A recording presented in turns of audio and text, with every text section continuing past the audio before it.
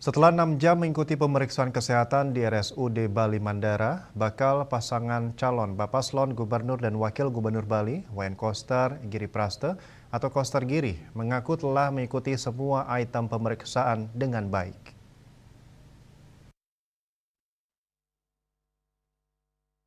Koster didampingi Giri Praste saat jumpa pers seusai mengikuti pemeriksaan kesehatan di RSUD Bali Mandara, Minggu siang mengaku sepanjang karir politiknya mulai dari menjadi anggota DPR RI 3 periode dan Gubernur Bali periode 2018-2023, pemeriksaan kesehatan kali ini yang paling lengkap dan komprehensif.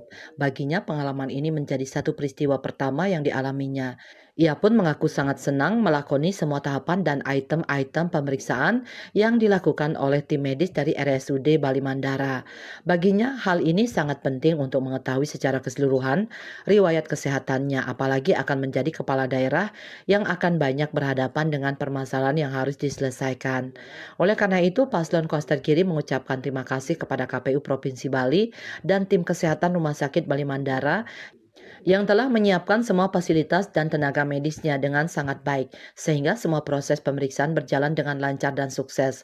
Pihaknya berharap hasil dari pemeriksaan ini sesuai dengan apa yang diharapkan, sehingga jika terpilih menjadi gubernur dan wakil gubernur Bali dapat melaksanakan tugas dengan baik. Bali Post melaporkan.